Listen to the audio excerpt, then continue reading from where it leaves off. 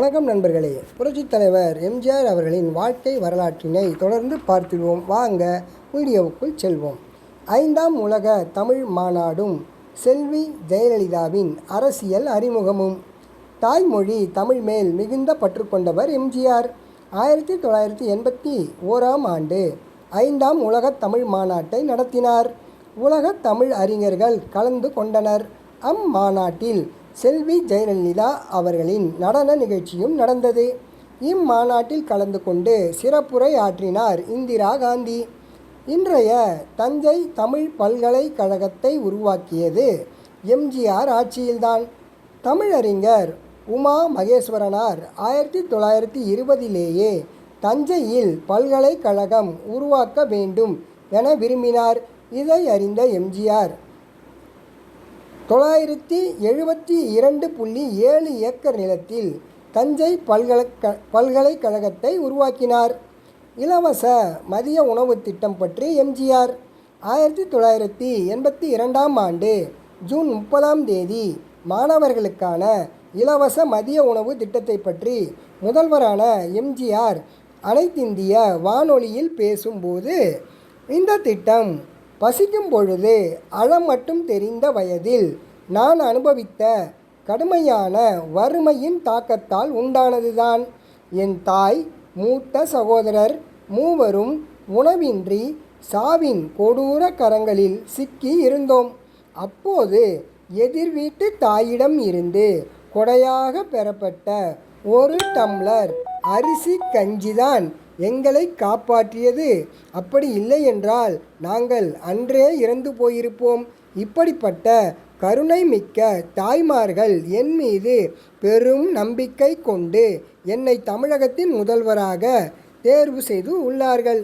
பெண்களின் கண்ணீரை துடைக்கவே நான் இந்த திட்டத்தை செயல்படுத்தி உள்ளேன். தமிழகம் முழுக்க சத்து மிகுந்த உணவை ஆயிரக்கணக்கான கிராமங்கள் சாப்பிடும் லட்சோப லட்சம் பிள்ளைகளின் முகங்களை எண்ணி பார்ப்பதும் அவர்கள் தம் மழலை பேச்சில் என்னை வாழ்த்துவதும் மகத்தான அனுபவமாக இருக்கும். கிராமங்களில் மட்டுமே வழங்கப்பட்ட சத்துணவு திட்டம் 1982 செப்டம்பர் 5ஆம் தேதியில் இருந்து நகர்ப்புறங்களுக்கும் நீடிக்கப்பட்டது. செல்வி ஜெயலலிதாவின் திறமையை கண்டு சத்துணவு திட்டக்குழு உறுப்பினராக்கினார் எம்ஜிஆர். மேல்நிலைப்பள்ளி அறிமுகம். 1982ஆம் ஆண்டு முதலாக +2 புதிய கல்வி முறையை அறிமுகப்படுத்தினார் எம்ஜிஆர். கல்வித்துறையில் பல மாற்றங்களை கொண்டு வந்தார். கலப்பு திருமணத்திற்கு உதவி. பெரியாரை போற்றும் வகையில் கலப்பு திருமணம் செய்து கொள்ளும் ஜோடிகளுக்கு ஒரு தங்க பதக்கத்துடன் ரூபாய் 450 வெகுமதியும் வழங்கப்பட்டது. ஆதி திராவிடர் மற்றும் ஆதிவாசி மாணவர்களுக்கு சலுகைகள். ஆதி திராவிடர் மற்றும் ஆதிவாசி மாணவர்களுக்கு உபகார சம்பளம், தனி விடுதிகள், இலவச பாடப்புத்தகங்கள், இலவச சீருடைகள் என சலுகைகள் வழங்கப்பட்டன. ஆதி திராவிடர் மற்றும் ஆதிவாசிகளின் முன்னேற்றத்திற்காக பல திட்டங்கள் வகுக்கப்பட்டன. இடஒதுக்கீட்டு முறை. பிற்பட்ட இனத்தவர்களுக்கான இடஒதுக்கீட்டு முறையை 31% இருந்து 50% உயர்த்தினார். அனைத்திந்திய பணிக்கான பயிற்சி மையம். பிற்பட்ட மாணவர்கள் IAS, IPS போன்ற உயர் பதவி மற்றும் அனைத்திந்திய பணிக்கான பயிற்சி மையங்களை பல மாவட்டங்களில் ஆரம்பிக்க திட்டம் வகுக்கப்பட்டது. புதிய பல்கலைக்கழகங்கள் துவக்கம்.